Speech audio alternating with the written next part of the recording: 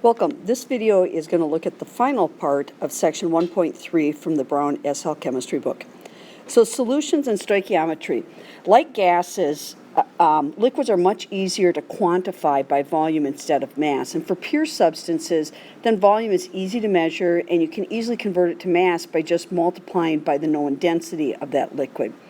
But for solutions, remember, which are homogeneous mixtures with a solute dissolved in a solvent, then we need to know the volume of the solution, and we also need to know the concentration so we know how many moles of solute we're dealing with. So we will mostly be working with solutions made of solid solute dissolved in liquid solvents.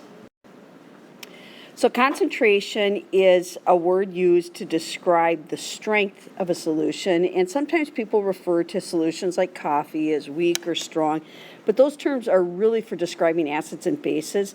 So a better qualitative descriptor is just dilute or concentrated, and then quantitatively we often express concentration as what we also know as molarity, the amount of solute or the moles of solute per volume of solution. So concentration C equals N over V. Remember, N is number of moles. Since C equals N over V, then your number of moles can also be found by taking your concentration times your volume, and this is something we'll often do with different experiments, especially titrations, which we'll talk about a little later. Concentration also is denoted with brackets, so brackets around HCl just means strength or concentration of the HCl equals 1 molar. And the units, Americans tend to use the capital M or moles per liter, but internationally the metric unit, and IB specifically, tends to use moles per decimeter cubed, expressed as I have it written here. So just get used to seeing that, and when you see that, the capital M or moles per liter. Notice that the volume in the denominator when calculating concentration is for the total solution.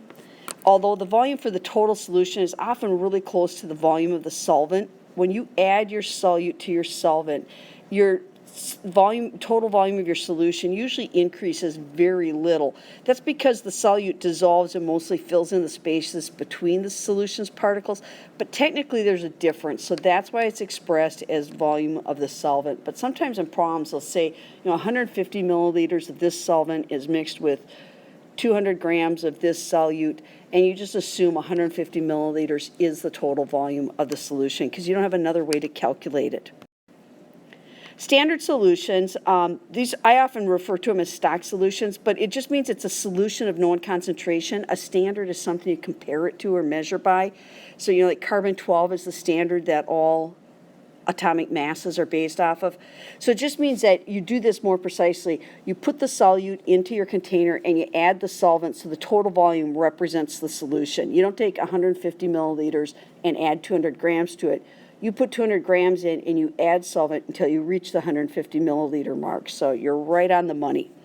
So that means if you know the desired concentration or molarity of the solution needed, you can calculate the exact mass of solute you need, and like I said, then just add solvent until you reach the desired volume. So here's an example. How would you prepare 250 milliliters of a 1.75 moles per decimeter cubed solution of sodium hydroxide?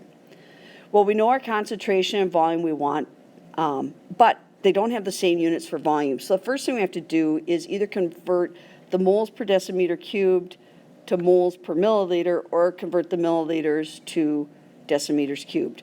So remember, a milliliter and a centimeter cubed is the same thing, and a decimeter cubed in a liter is the same thing.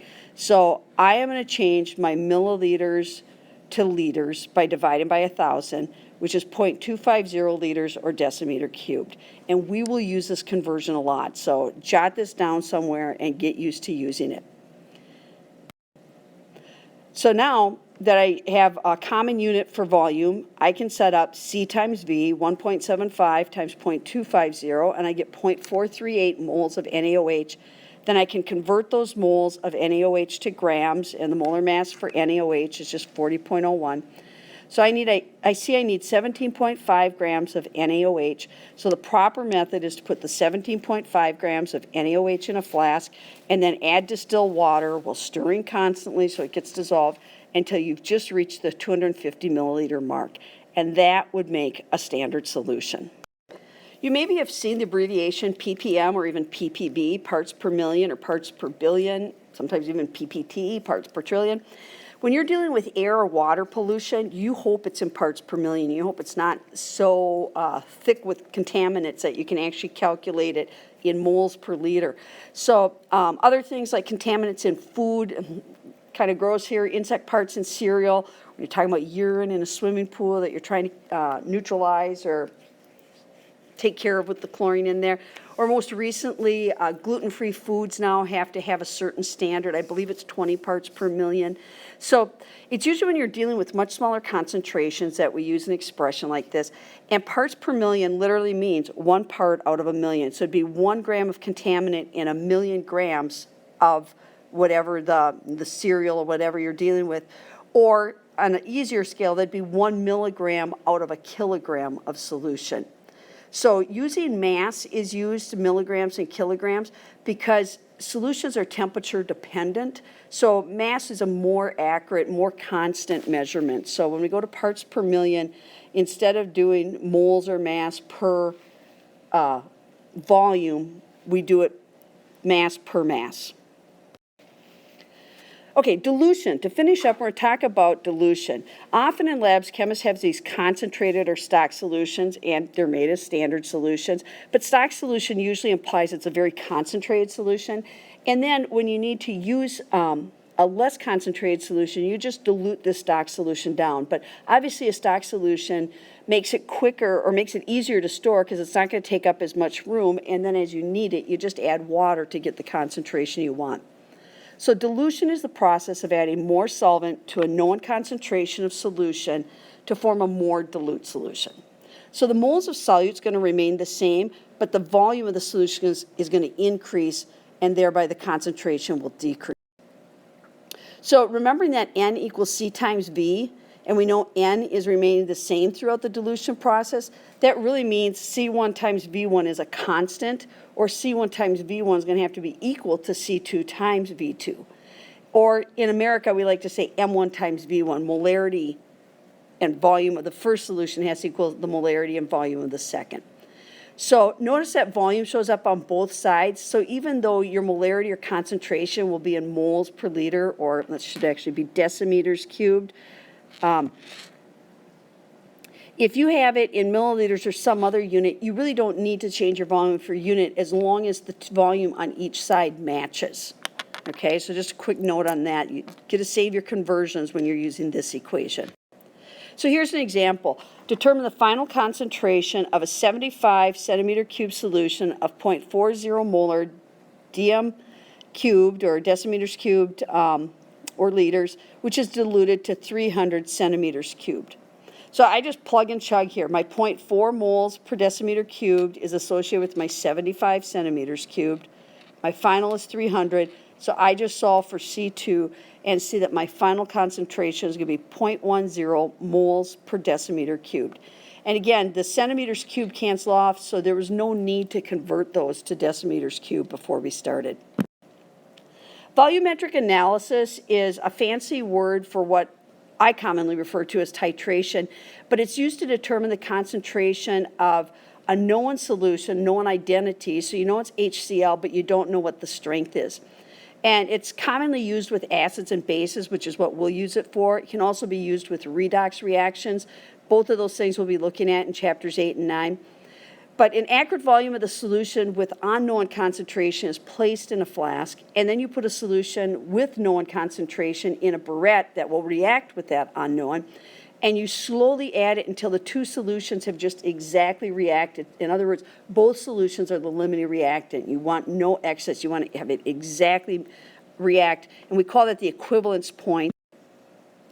And then you can calculate back. So for example, an unknown concentration of H2SO4, that's an acid, is titrated with 0.10 molar NaOH. If 25 cubic centimeters of NaOH exactly neutralizes 15.2 centimeters cubed of H2SO4, what's the concentration of the H2SO4?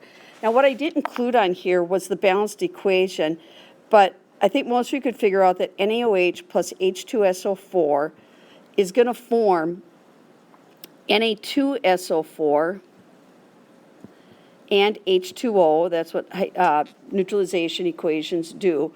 And I'm going to need a 2 here then, and a 2 over here to balance that. So I basically have to take my known solution, my 25 centimeters cubed of NaOH, and multiply it by the concentration to find out how many moles of NaOH I had. So I do need to get my 25 cc's into liters so I can multiply by the concentration. So that's what you see me doing in the first 2 steps. 25 cc's is really 0.025 liters or deciliters cubed. Multiply that by the strength, 0.1 mole per decimeter cubed, and I find out there's 0.00250 moles of NaOH. Well, when I look at my equation, I see that 1 mole of acid is neutralized from 2 moles of NaOH, so that means I really am neutralizing just 0.0125 moles of H2SO4. And then finally, I can convert that into a strength when I take the moles of H2SO4 that I neutralized, divide by the volume that they occupied. You notice I've changed that to decimeters cubed.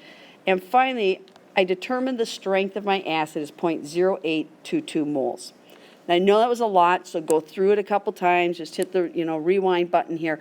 But we will do a lot of these equations throughout the year, and they will become commonplace to you, trust me. Last thing, in this section, they talk a little bit about bottled water. It's a good place for IB to slide it in, and I couldn't agree more that it's just, bottled water is like the worst idea we've ever come up with. It's almost as bad as, aerosols and leaded gasoline and some other bad ideas we've had. But it just, part of the reason it's so bad is there's really 2 big reasons. The water is usually taken from a source or community that needs that water for daily living. Like right now, Nestle continues to bottle water in California, which is undergoing a severe drought. As people there are doing everything they can to conserve water, Nestle just pumps it out and ships it across the country for whoever is too lazy to go fill up their water bottle. And then often the community is not compensated well for that. It's just taken from them because they don't own the water rights to the water right under their feet, which is just ridiculous.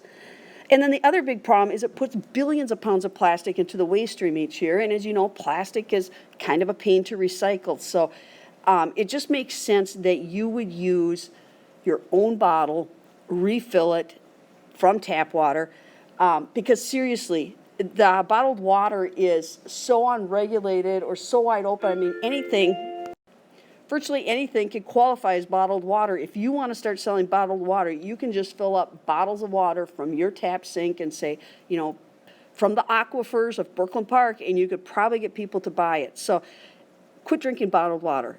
Get a bottle, refill it, and do your whole country and the world a favor.